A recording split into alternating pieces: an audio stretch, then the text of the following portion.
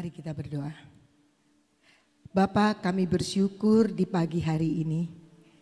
Cuaca seperti apapun di kota ini, tetapi kami boleh tetap berkumpul. Dan kami boleh mengawali hari ini dengan pujian dan penyembahan. Kami boleh duduk diam untuk merenungkan akan firman-Mu. Mari Tuhan, Engkau sendiri berbicara kepada kami. Singkapkan segala sesuatu yang tersembunyi. Buat kami mengerti, buat kami dipenuhi dengan hikmat, pewahyuan yang baru untuk hidup kami. Karena kami percaya Roh Kudus akan menerjemahkan jauh lebih daripada perkataan manusia.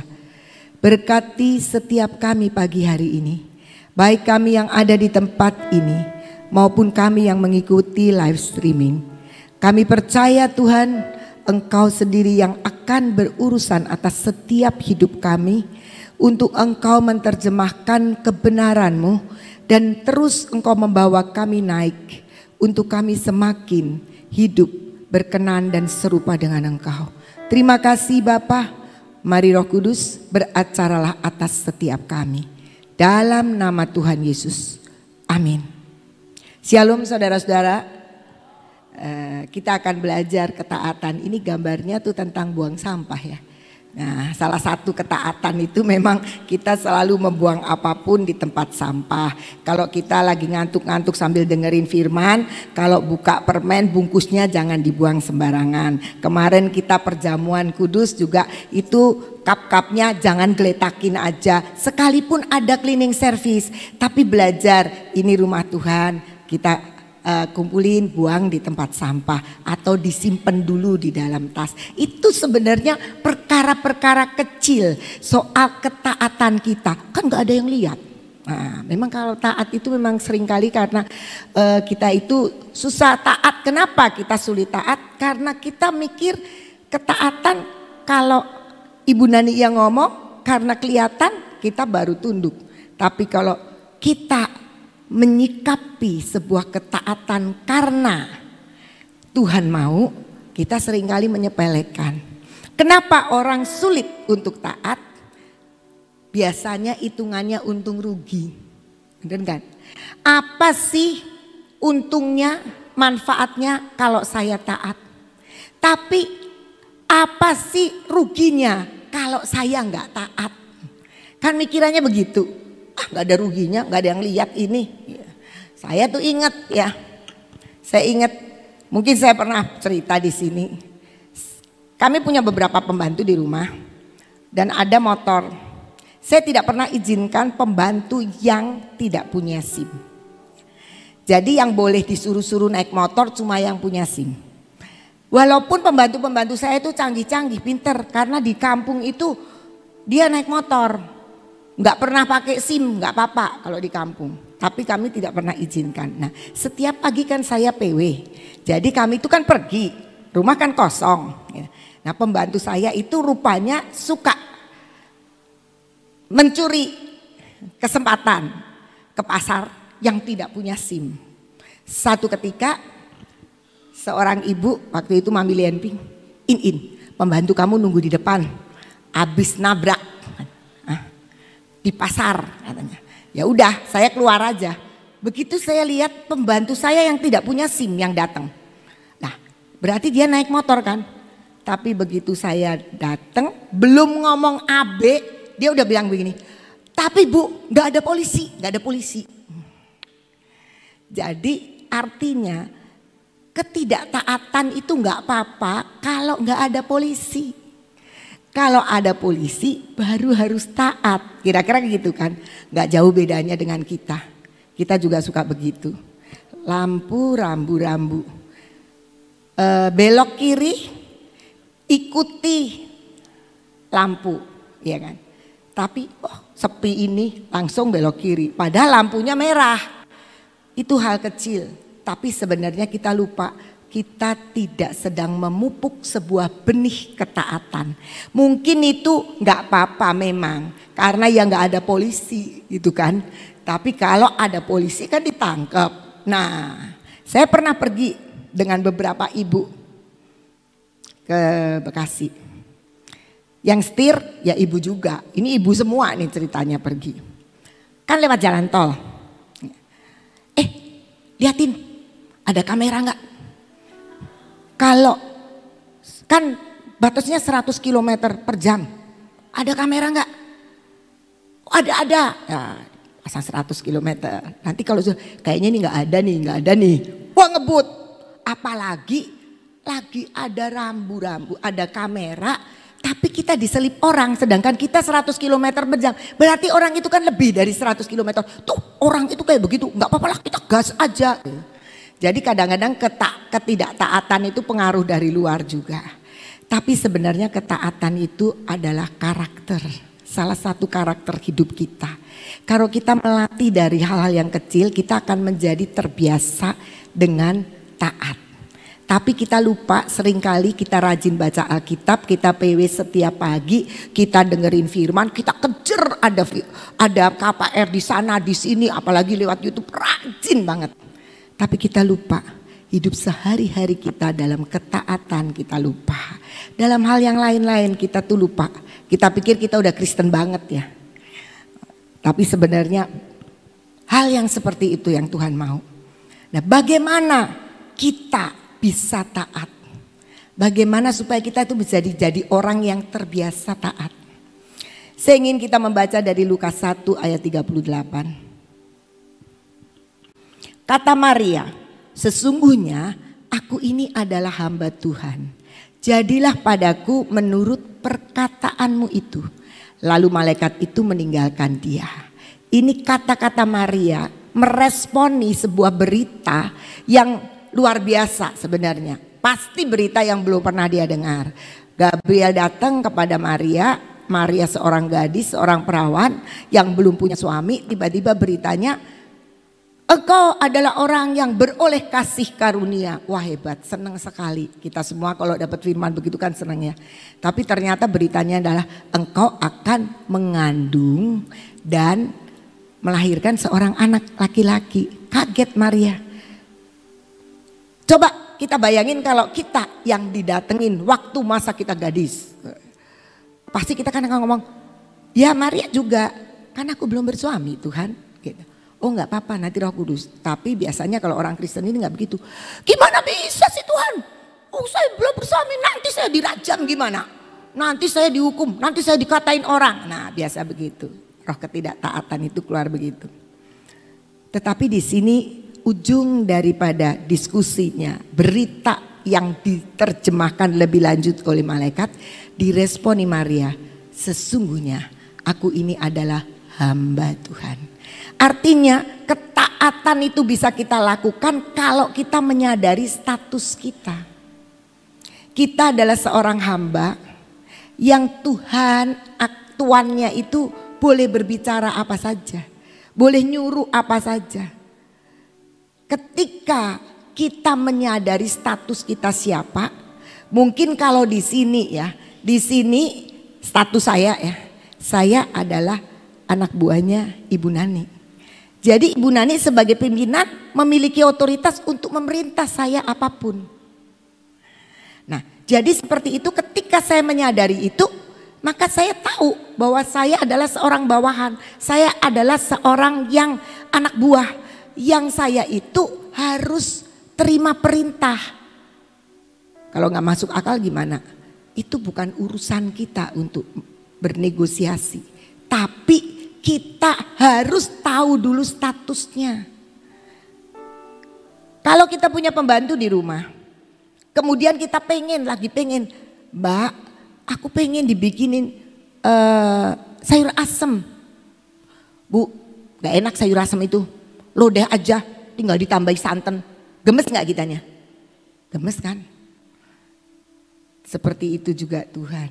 Kita belajar taat dari perkara-perkara yang kecil.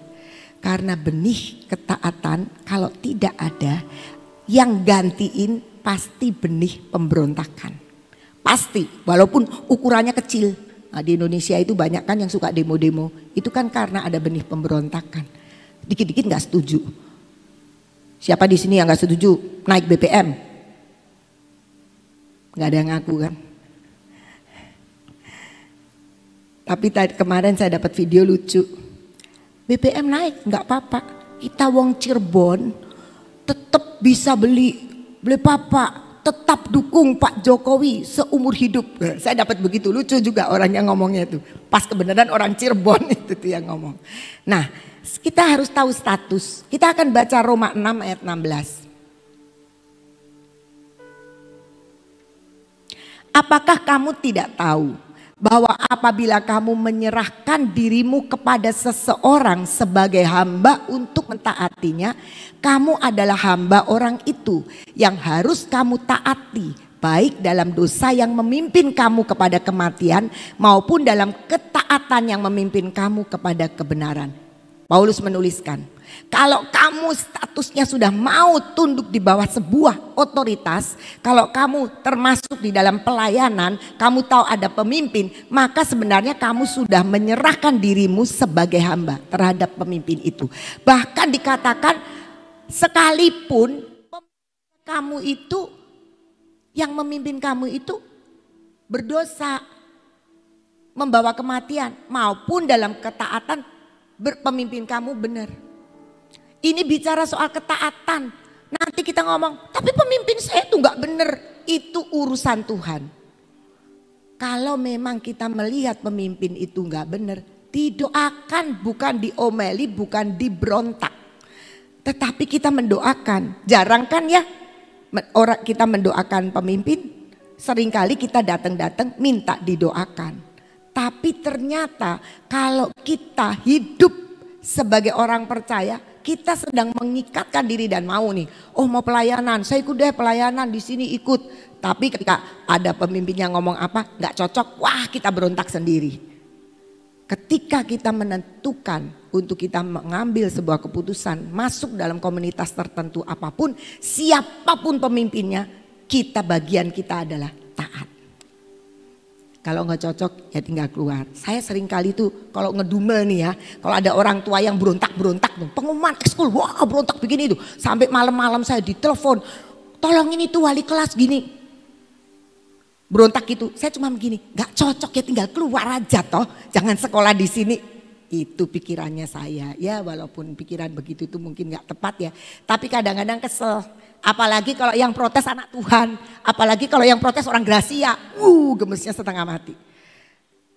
Tapi saya sering bilang ya udahlah belajar aja. Kalau kita mau masuk di sebuah komunitas, mungkin kita masuk di komunitas Glorious Kitchen misalnya ya. Nah waktu pemilihan Glorious Kitchen saya ditunjuk jadi ketua Glorious Kitchen, saya juga bingung masak nggak bisa apa nggak bisa. Ibu Nani ngomong, tapi saya nggak pernah nolak. Saya cuma mikir, saya nanti suruh ngapain ya?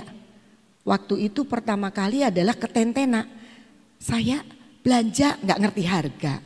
Belanja kadang-kadang nggak ngerti ini bumbu ini buat apa dan tidak ngerti. Tapi saya jalani. Kita belajar taat. Karena saya selalu berpikir begini, pemimpin saya pasti sudah berdoa ketika menunjuk. Wes tenang aja. Dulu zaman dulu sekali kita belum ada PA. Satu ketika waktu berdoa ditunjuk sama Ibu Nani, saya PA pelayanan. Bu Abigail PA dasar kekristenan dengan Pak Gideon. Ibu Tin gini-gini, selesai doa ya sudah. Waktu itu saya disuruh Tuhan berdoa tiap malam, bangun malam 2 kali untuk diajari sama Tuhan. Ya sudah, saya biasa aja. Ibu Abigail datang, In, kamu gak deg-degan? Kamu gak takut? Kamu udah bisa? Lah ya belum. Kok kamu kok tenang aja? Lah terus ngapain? Tenang gak tenang perintah sudah ada. Tapi saya kan dikasih, kan kita dikasih. Cluenya dikasih, caranya untuk kamu diajari Tuhan itu begini. Ya sudah kerjain aja. Oh gitu ya. Nah, kalau dia kan sering kali kan heboh tuh. Wah gimana ya? Sidak gitu kan. Saya itu kadang-kadang diem aja, bingung, memang bingung bukannya nggak bingung. Tapi belajar saya untuk mengamati itu sebagai bagian yang jangan direbut orang. Karena kalau kita sebenarnya dapat sebuah perintah dari pemimpin, itu kesempatan sebetulnya yang diberikan untuk kita next level. Ketaatan itu harus dipupuk dari bawah. Nggak bisa ketaatan tuh tiba-tiba kita kelihatan taat yang itu. Enggak. Harus dilatih dari yang paling kecil. Ketaatan di lalu lintas misalnya. Ketaatan dalam peraturan. Kenapa anak sekolah kok ada peraturannya? Peraturannya harus datang jam 7. Kenapa enggak protes aja minta anak saya belum bisa bangun pagi apalagi yang TK nanti maunya siang aja, nggak bisa. Kenapa? Itu melatih anak untuk dalam ketaatan yang masih dalam koridor yang mudah dibantu oleh orang tua. Ada anak SMP datangnya terlambat terus, ditanyain, ditegur, kamu kok terlambat terus? Iya bangunnya kesiangan, maaf sir. Loh kamu pasang weker, kamu bilang sama mamimu suruh bangunin. Mami saya aja saya berangkat belum bangun katanya. Jadi bingung kan? Usahakan, upayakan orang tua untuk mendidik anaknya bangun pagi untuk mengikuti aturan supaya dia belajar ketaatan. Bahkan dikatakan di sini sekalipun kamu ada di bawah pemimpin yang membawa kematian. Oh nanti kita ikut mati, ya jangan. Nggak mau tuh. Tapi maksudnya ini kita sedang belajar ketaatan. Kalau kita punya pemimpin yang nggak benar ya kita doakan. Kalau memang didoakan nggak mempan-mempan ya kita ganti pemimpin, keluar dari komunitas itu yang membawa kita kepada kematian. Itu karena kita mengutamakan ketaatan ketimbang kita berontak. Yang kedua, kita buka, coba kita baca Kejadian 22 ayat 1 sampai 3. Setelah semuanya itu Allah mencoba Abraham, ia berfirman kepadanya, Abraham. Lalu sautnya, ya Tuhan. Firman-Nya, ambillah anakmu yang tunggal itu yang engkau kasihi, yakni Ishak. Pergilah ke tanah Moria dan persembahkanlah dia di sana sebagai korban bakaran pada salah satu gunung yang akan kukatakan kepadamu. Keesokan harinya, pagi-pagi bangunlah Abraham. Ia memasang pelana keledainya dan memanggil 2 orang bujangnya beserta Ishak anaknya. Ia membelah juga kayu untuk korban bakaran itu. Lalu berangkatlah ia dan pergi ke tempat yang dikatakan Allah kepadanya. Abraham ini menantikan Ishak ini puluhan tahun. Dan Tuhan sudah janji nanti Ishak ini jadi keturunan yang membawa sebagai anak perjanjian, bukan Ismail. Tapi tiba-tiba Tuhan bilang, persembahkan Ishak di atas gunung. Kalau kita kayaknya jerit-jerit, Tuhan katanya kamu janji Ishak, lah kok sekarang Ishak suruh dibunuh jadi pemberman. Mungkin kalau kita begitu, benih pemberontakan. Tapi kita lihat ketika Abraham diperintahkan, keesokan harinya tidak ditunda-tunda. Dia langsung berangkat, bebenah terus dia berangkat. Tidak ditunda-tunda. Ketaatan itu tidak menunda-nunda perintah. Waktu adik saya baru bertobat, dia menggebu-gebu. Tiba-tiba dia ngomong sama saya. Adik saya nih, dia bilang gini, Ci, tahu nggak artinya ketaatan? Dia bilang gitu. Ya nurut kata saya. Tidak. Ketaatan adalah tindakan nurut di perintah pertama. Kalau perintahnya sudah 2-3 kali, baru 4 kali baru diturutin, itu bukan taat. Tapi terpaksa nurut. Ya gitu. Itu nancep di saya. Dia bilang ketaatan adalah tindakan nurut di perintah pertama. Jadi pemimpinnya itu jangan suruh ngomong yang kedua, ketiga, keempat mengingatkan kita. Abraham cukup Tuhan ngomong 1 kali. Keesokan harinya dia berangkat, dia bebenah langsung berangkat. Mari kita belajar untuk kita bisa seperti itu. Saya juga belum bisa seperti itu. Tapi saya berlatih untuk nurut dan taat kepada Tuhan yang pastinya lewat pemimpin-pemimpin kita. Termasuk lewat keputusan pemerintah. Kita kan kalau sekarang keputusan pemerintah ya, kita kan nggak bisa melihat pemerintahan Indonesia secara global. Kita tuh cuma bagian kecil, tapi seringkali komentarnya kayak kita tuh pinter gitu loh. Kayak kita ngerti semua gitu. Kasihan itu presiden bersama menteri-menteri yang pusing ngurusin kita, ngurusin segala macam. Waktu soal BBM naik, saya mikir begini cuma, mikir ya nggak tahu tiba-tiba timbul. Oh, bangsa Indonesia itu suruh merasakan bagaimana bensin waktu yang 1 liter 50.000 di Papua. Kita kan sering nggak peduli, Papua kan 50.000 sebelum Pak Jokowi seliter. Nah sekarang kita Pertalite baru 10.000, Pertamax baru berapa 17.000 tak? 14.000. Kok sudah belum ngerasakan yang Papua itu dulu. Saya pernah waktu pelayanan di Papua ketemu sama drivernya itu, drivernya bilang di sana susah bangun. Kenapa? Karena semennya 1 sak 1,5 juta. Hah? 1,5 juta? Iya di sini mahal. Tapi sekarang dengan Pak Jokowi harga semen di mana-mana sama. Kita nggak mikir seperti itu. Yang kita pikirkan adalah roh pemberontakan. Benih ketaatan itu tidak disiram kesuburan. Tapi kita ngomel. Kenapa ngomel? Karena efeknya langsung ke kita. Kan semua minimal punya motor. Punya mobil. Beli bensin naik. Terus kita karena efeknya. Jadi ketaatan kita seringkali untung rugi. Kalau kita merasa dirugikan, kita protes. Padahal ketaatan itu adalah nurut di perintah pertama. Sudah itu saja. Dan Abraham enggak protes apa-apa. Tapi kita lihat bahwa sebenarnya kalau kita mau belajar taat, responi setiap perintah. Jangan nunda-nunda, jangan ditimbang-timbang, bingung. Lebih baik didoakan nanti Tuhan punya jalan keluar. Kalau toh pemimpin kita salah menetapkan, kalau kita doakan nanti bisa diganti kok keputusannya. Beda lagi. Tapi kalau memang itu, anggaplah itu wakil Tuhan yang sedang mendidik kita. Karena kadang-kadang perintah itu perintah yang mungkin kita nggak suka. Nah itu kita sulit sekali taat ketika kita nggak suka. Karena kita pengennya yang nyaman, yang enak, yang gampang, yang sudah berulang-ulang kita kerjakan dari kita sudah ahli. Yang ketiga. Bagaimana kita belajar bisa taat? Roma 12 ayat 16. Hendaklah kamu sehati sepikir dalam hidupmu bersama. Janganlah kamu memikirkan perkara-perkara yang tinggi. Tetapi arahkanlah dirimu kepada perkara-perkara yang sederhana. Janganlah menganggap dirimu pandai.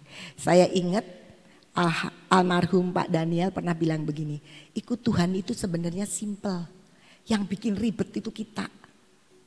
Pak Daniel pernah cerita begitu, simple kok, sederhana kok ikut Tuhan itu. Tapi kalau kita ngerasa pusing ikut Tuhan, karena yang bikin pusing itu kita sendiri.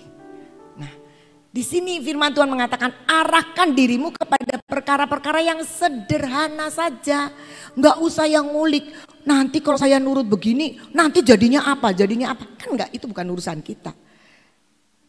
Kita lihat Markus 6 ayat 35 sampai 37. Ini bicara tentang 5 roti dan 2 ikan. Pada waktu hari sudah mulai malam, datanglah murid-muridnya kepadanya dan berkata, tempat ini sunyi dan hari sudah mulai malam. Suruhlah mereka pergi supaya mereka dapat membeli makanan di desa-desa dan di kampung-kampung di sekitar ini. Tetapi jawab Tuhan Yesus, kamu harus memberi mereka makan. Kata mereka kepadanya, jadi haruskah kami membeli roti seharga 200 dinar untuk memberi mereka makan? Tuhan kan cuma ngomong, kamu harus kasih makan. Tapi kita sering gak mikir yang sederhana. Kita pikirannya, jadi kita suruh beli, ini tempatnya sunyi. Berapa banyak? 200 dinar aja gak cukup loh Tuhan. Tuhan kan gak ngomong suruh beli toh. Kamu suruh ngasih makan. Tapi kita seringkali berimajinasi kalau kasih makan barangnya kan kudu beli. Sedangkan di situ sunyi. Tapi kita kurang menyimak. Jadi ketaatan itu seringkali tidak bisa kita lakukan karena kita terlalu jelimet. Enggak sederhana. Tapi ketika Tuhan ngomong beri Kamu harus itu kudu mesti, iya wajib ya. Jadi kamu harus memberi mereka makan. Ya kan tinggal ngomong gini, oh ya Tuhan siap, apa yang harus saya lakukan? Kan begitu, baru nanti Tuhan punya jalan. Tapi muridnya enggak, kayak kita juga. Kalau disuruh, lah Tuhan ini suruh kasih makan, 200 dinar aja enggak ada, enggak cukup. Apalagi kita enggak ada duitnya, wah wis dibumbuin macam-macam. Terjadilah rumor yang macam-macam. Tapi Tuhan bilang, pikirkan yang sederhana. Jangan menganggap kamu itu pandai. Muridnya sok pandai. Tahu nggak Tuhan? 200 dinar nggak cukup segini. Emangnya Tuhan itu nggak bisa ngitung. Orang 5.000 laki-laki belum wanita dan anak-anak. Di sini aja laki-lakinya sedikit, wanitanya lebih banyak. Di sana kalau laki-lakinya 5.000, wanitanya mungkin 15.000. Belum wanita bawa anak, kalau anaknya 3 bisa dihitung aja. Tuhan itu nggak bisa kalkulasi. Kayaknya matematikanya Tuhan itu salah. Kira-kira sering kali kita juga seperti itu. Tapi Tuhan bilang, kalau kamu mau taat, pikir yang sederhana saja. Kita melihat tadi Abraham ketika diperintahkan sesuatu yang janggal mestinya. Karena Ishak itu akan harus menjadi keturunan Abraham, anak perjanjian yang akan menjadi keturunan lewat Ishak.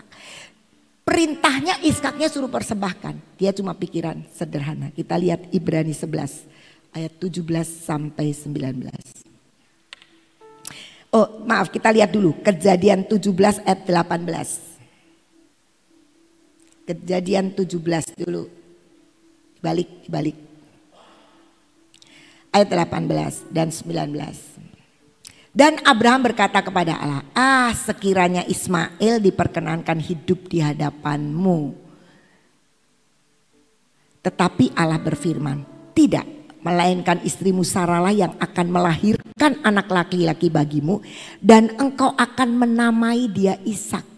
Dan aku akan mengadakan perjanjianku dengan dia menjadi perjanjian yang kekal untuk keturunannya. Lompat ayat 21. Tetapi perjanjianku akan kuadakan dengan Ishak. Dengan Ishak lagi loh. Yang akan dilahirkan Sarah bagimu tahun yang akan datang. Pada waktu seperti ini juga. Ini Ishak belum lahir. Tahun depan mau lahir. Namanya jelas Ishak. Bukan anakmu dari Sarah. Tapi jelas Ishak. Nah sekarang yang namanya sudah jelas Ishak ini harus dipersembahkan. Tuhan bilang persembahkan. Dan Abraham taat. Dasarnya apa Abraham taat? Memang iman itu tidak pernah bisa tidak gandengan sama ketaatan. Kita lihat Ibrani 11 ayat 17 sampai 19. Saya merenungkan ini, simpel sekali pikiran Abraham. Iman adalah karena iman maka Abraham tatkala ia dicobai mempersembahkan Ishak. Ia yang telah menerima janji itu rela mempersembahkan anaknya yang tunggal. Rela ya. Walaupun kepadanya telah dikatakan keturunan yang berasal dari Ishaklah yang akan disebut keturunanmu. Jadi jelas ya. Tadi perjanjiannya ada di Kejadian, tapi ini memberitahukan tentang ketaatan Abraham. Ayat berapa tadi ya? Ibrani 19. Karena ini pikiran yang sederhana ini. Karena dia berpikir bahwa Allah berkuasa membangkitkan orang-orang sekalipun dari antara orang mati. Dan dari sana ia seakan-akan telah menerimanya kembali. Jadi ternyata pikiran Abraham itu sederhana banget. Tapi kadang-kadang susah untuk dilakukan kita. Pikirannya gini. Aku tua-tua, istri mati pucuk aja bisa lahir Ishak. Kalau Ishak mati dihidupkan kembali juga bisa. Dia tidak berpikir, Tuhan ini sudah dipersembahkan. Nanti aku bakal punya anak lagi dah. Tidak, karena perjanjiannya adalah dengan Ishak. Tapi dia punya pikiran sederhana, nggak apa-apa persembahkan. Nanti juga Tuhan pasti hidupkan. Kenapa? Dikatakan dari sana ia seakan-akan telah menerimanya kembali. Jadi artinya sebenarnya dia berpikir sederhana, nggak akan hilanglah Ishak. Mau dibakar, mau diapain gak bakal hilang. Itu sebuah ketaatan. Karena berpikir sederhana. Kenapa banyak orang sulit untuk taat? Karena pikirannya jelimet, pikirannya terlalu ruwet. Tuhan, kalau saya nurut nanti saya begini, nanti saya begini, nanti saya begini. Loh, itu kan belum kejadian semua. Iman itu tidak pernah lepas dari sebuah ketaatan. Karena ketika kita iman, kita sedang bertaruh mempercayakan segala sesuatu kepada Tuhan. Jadi mari kita belajar. Berpikirlah sederhana. Waduh, nanti aku harus bayar ini, aku harus bayar itu, gimana? Saya mau tanya saudara-saudara. Saya kalau ketemu orang tua murid, kan nanti begini, nanti begini. Saya mau tanya, selama ini makannya 3 kali apa 1 kali? Ya 3 kali sih Miss, ya berarti Tuhan memelihara Anda, bersyukur. Kan kadang-kadang orang terlalu takut dengan masa depan. Tapi kalau rame-rame kurang takut ya. Kalau rame-rame, karena firman-Nya kan menghadapi masa kesukaran dan kegelapan di tahun yang akan datang. Kita kadang-kadang santai-santai aja, tidak mengejar Tuhan. Kenapa? Rame-rame kan? Semua menghadapi masa kegelapan. Percayalah saudara, yang mencari Tuhan dan taat, dia akan dibuat berbeda. Orang tinggal di Goshen enggak tiba-tiba. Tinggal di Goshen itu karena sebuah harga yang mesti dibayar. Loh, kok ada bayarannya sih? Ya adalah. Yang gratis itu penebusan karena dibayar Kristus. Tapi ketika kita menghidupi hidup di dalam anugerah dan kasih karunia Tuhan, ada ketaatan yang harus kita bayar di hadapan Tuhan. Jadi kita tahu bahwa bagaimana kita bisa taat ketika kita menyadari status kita. Kita adalah orang tebusan, kita adalah hamba, kita adalah orang yang dimerdekakan dari dosa. Dan semua itu sudah dibayar dan kemudian kita menjadi hamba, menjadi pelayan. Kita menjadi orang-orang yang dibawa otoritas yang lain yang Tuhan siapkan buat kita. Yang kedua, kita harus merespon dengan cepat dan gak usah menunda-nunda. Percayalah, tindakan nurut itu adalah karena perintah yang pertama. Gak perlu diulang-ulang. Kalau diulang-ulang nanti jengkel pemimpin kita. Yang ketiga, kita berpikir sederhana. Jangan terlalu jelimet kalau kita pikir. Dan kemudian kita akan buka 1 Petrus 1 ayat 14. Hiduplah sebagai anak-anak yang taat. Dan jangan turuti hawa nafsu yang menguasai kamu pada waktu kebodohanmu. Kalau kita bergerak dalam sebuah hawa nafsu dan keinginan kita sendiri, itu adalah masa-masa bodoh. Karena itu kita jangan nuruti. Kalau kita tidak pernah tahu apa yang Tuhan mau, berhenti dulu sejenak. Karena kalau kita bertindak maunya kita sendiri, itu kita sedang memutuskan di masa kebodohan kita. Tuhan bilang hidup sebagai anak-anak yang taat. Ketika kita mulai nentang dengan sebuah aturan atau perintah, sebenarnya jangan-jangan kita sedang egois, milih pikiran kita sendiri. Itu hawa nafsu di masa kebodohan kita. Siapa tahu perintah itu hasil dari sebuah pergumulan seorang pemimpin. Yang kadang-kadang kita aja lihat Tuhan sendiri punya pikiran bisa minta Ishak dipersembahkan untuk menguji iman Abraham. Nah, siapa tahu itu sedang bekerja dalam hidup kita. Mari kita belajar menjadi anak-anak yang taat. Dan jangan biarkan hawa nafsu kita menguasai. Karena ketika sudah mulai dengan kedagingan kita, itulah masa kebodohan kita. Jangan pikir kita orang pandai. Kita adalah orang yang bisa dibuat pandai oleh Roh Kudus ketika kita tidak membiarkan hawa nafsu kita sendiri yang menguasai kita. Mari kita belajar menjadi anak-anak yang taat. Saya pun juga masih belajar untuk taat dalam segala hal. Tuhan bilang percaya, ya udah percaya sajalah. Walaupun mungkin kita punya ide cemerlang, kita orang pinter di tengah-tengah dunia, tapi nggak laku kalau di depan Tuhan.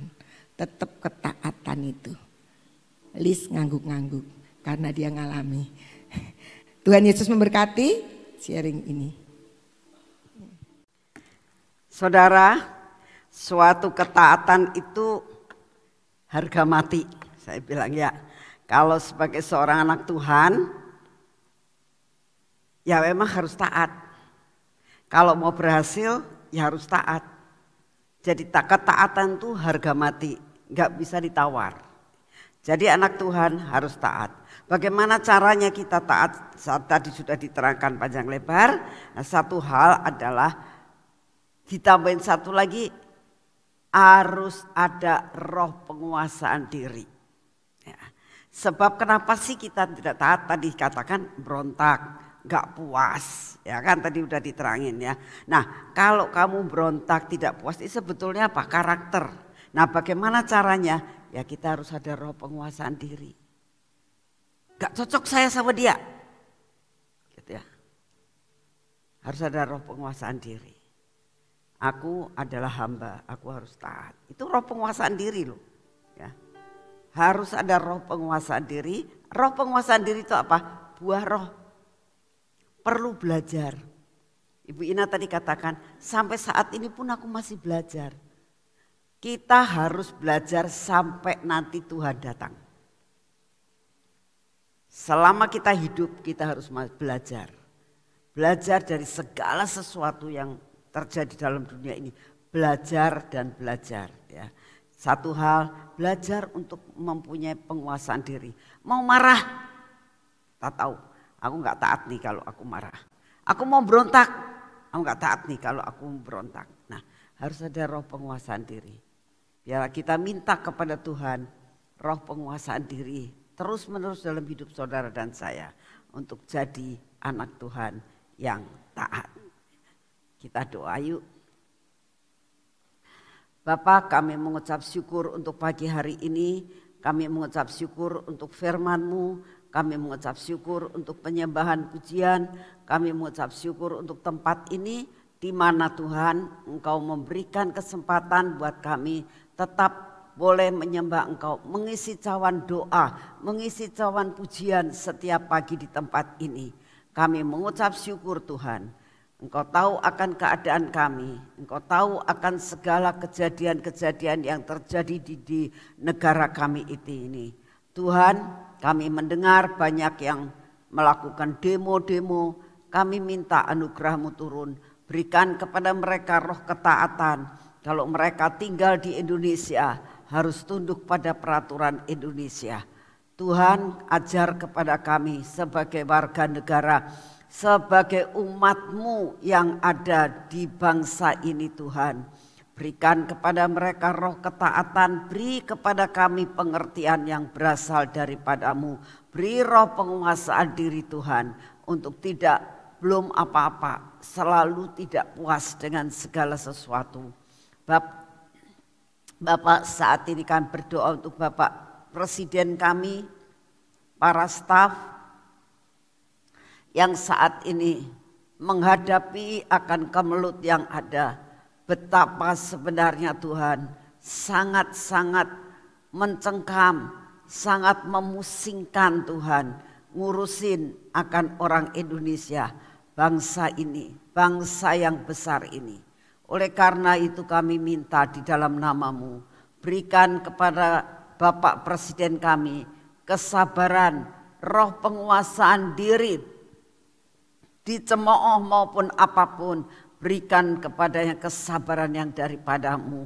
Tuhan berkati akan Bapak Presiden kami dengan hikmat yang berasal daripada-Mu untuk dapat memimpin bangsa yang besar ini Tuhan, menuju kepada pengentasan perekonomian yang saat ini ada, melepaskan bangsa ini dari keterpurukan, melepaskan bangsa ini dari penjajahan. Tuhan, kami hanya minta anugerah-Mu turun, berikan hikmat marifat yang luar biasa buat Bapak Presiden kami. Terima kasih untuk semuanya. Kami juga berdoa buat lawatan Tuhan.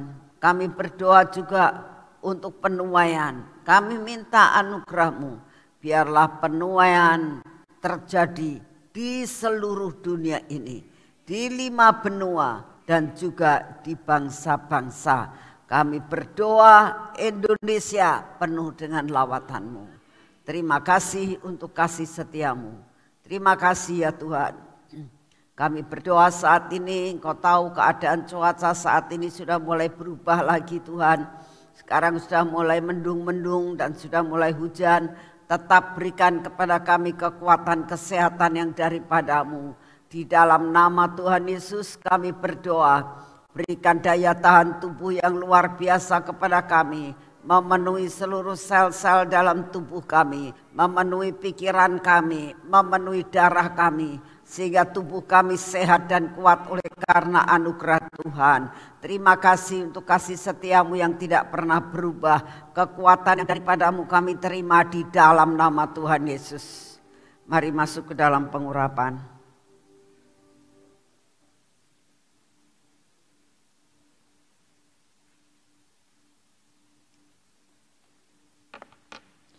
Di dalam nama Tuhan Yesus. Biarlah pengurapan ini merupakan suatu meterai cinta yang daripadamu Tuhan. Bahwa Engkau sangat mengasihi kami. Proteksi yang daripadamu turun atas kami.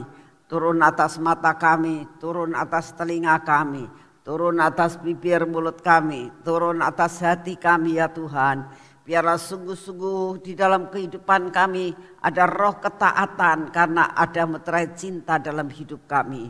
Lepaskan kami daripada segala perkara-perkara yang membuat kami tidak taat Tuhan. Berkati akan tangan kami, biarlah tangan kami adalah tangan yang diurapi sehingga semua pekerjaan kami hari ini bersamamu Tuhan kami akan mengerjakan dan apa yang kami kerjakan pasti menjadi berhasil. Kami menyerahkan kaki kami juga ya Tuhan supaya kaki kami juga dipimpin oleh Roh-Mu. Dalam kami melakukan segala-galanya, perjalanan kami menjadi berhasil hari ini. Terima kasih Bapa, segala pujian, hormat, syukur kami naikkan di hadapan-Mu. Dalam nama Tuhan Yesus. Amin. Selamat pagi, Tuhan berkati saudara semua.